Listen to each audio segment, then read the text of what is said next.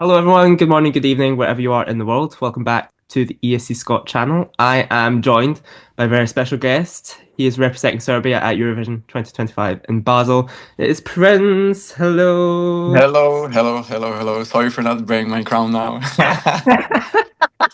So why don't you tell us just a little bit about yourself if no one's heard of you before or this is the first Eurovision? Give us a little bit of the Prince story.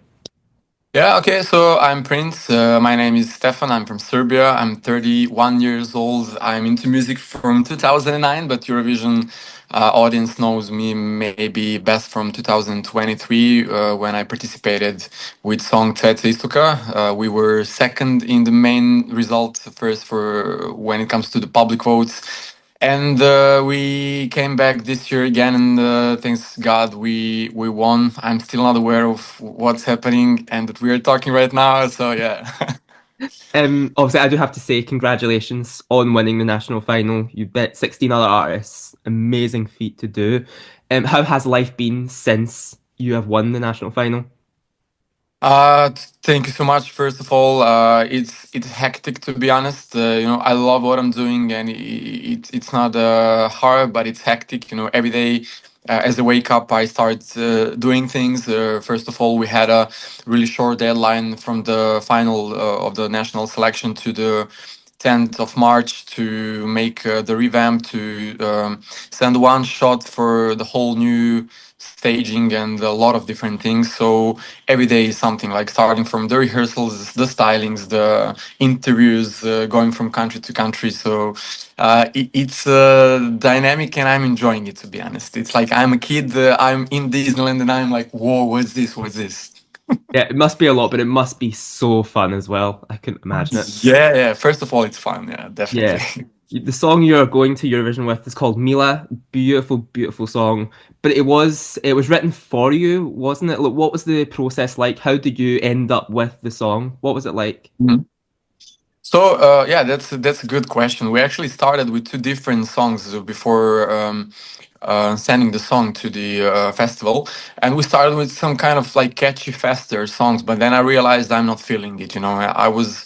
I was more into ballad kind of thing at this period. I could feel and connect more with the song, and the lyrics is something that I'm going through my emotional life, and I think it's really important for the artist and the performer to sing something that artists can connect with, because it's the only way that it can be relatable with the audience, and that the audience can relate and connect to the performer.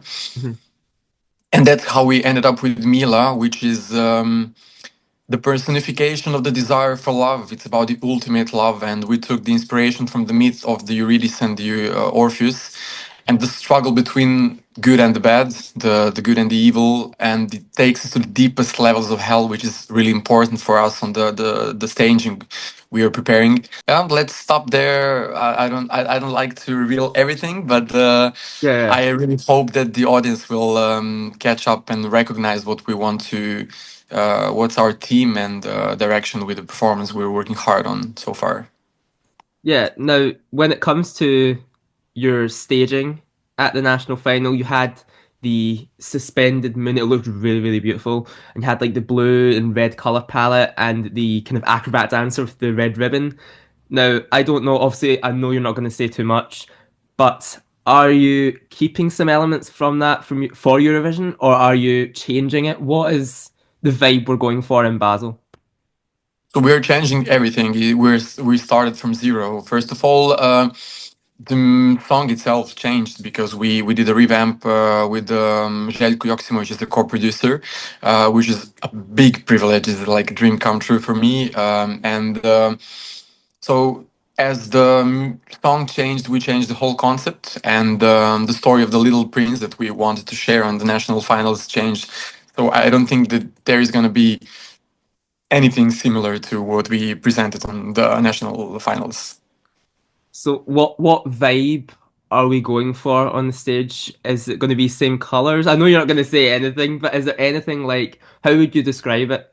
If there was like an emoji to say to describe the staging, what would it be? Well, the things I said in terms of like the inspiration and the myth of the Eurydice and Orpheus is telling more than I can say. You know, it's a story in itself. We played with some different things from the myth, and yeah, I'm not a patient guy. Trust me, I'd like to speak about it with you. So let's You, just like time flies, bro. It's gonna come soon. I know, I can't wait to see it. You have tried to commute. You did say you've tried to go to Eurovision before in 2023. Is it something you've always wanted to do? Has Eurovision always been on the mind, or is it only just something that's like crept up on you and I've been like, I want to do it? Well, it came up early in my life. I think it started with the performance of Željko Joksimovic, Lani Moore in 2004. And then, you know, we had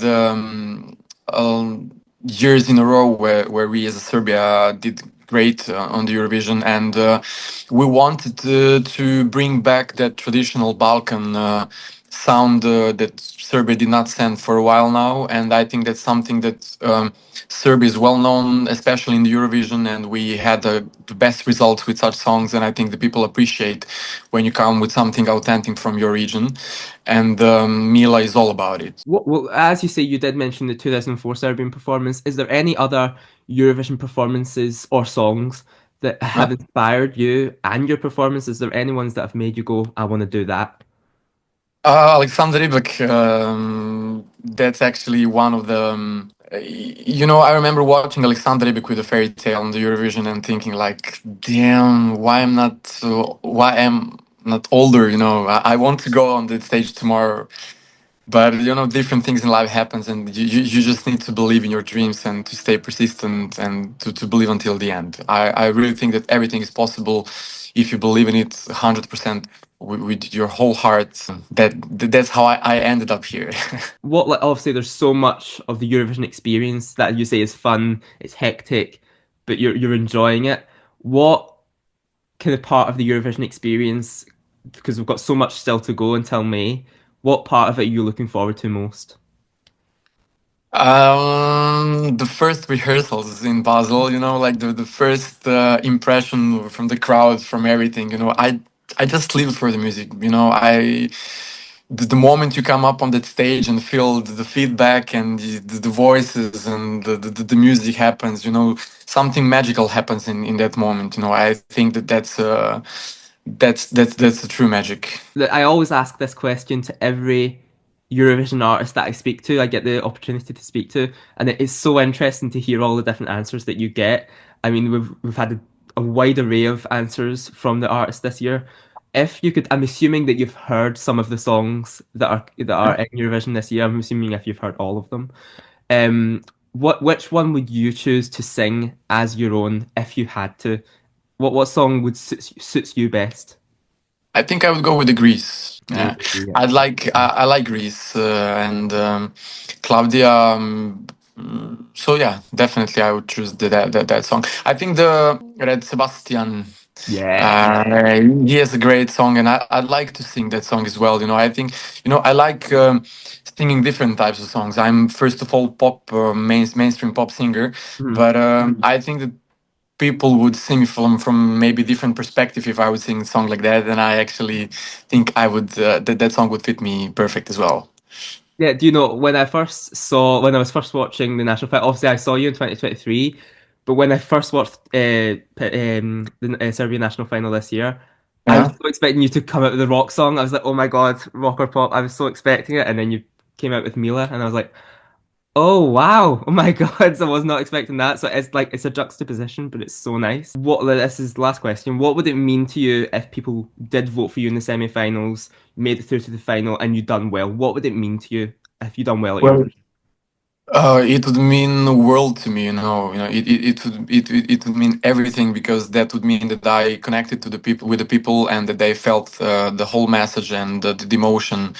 You know, I want to be human being in its purest form and to share my soul and to leave my heart there, and I'm ready for people to take it. To be honest. But thank you so much for joining me, Prince, and good luck in Basel, and I hope to see you there. Thank you, Dean, so much. Thank you for your time. It's been a pleasure. Hope to see Well, you either on pre-parties or on Eurovision.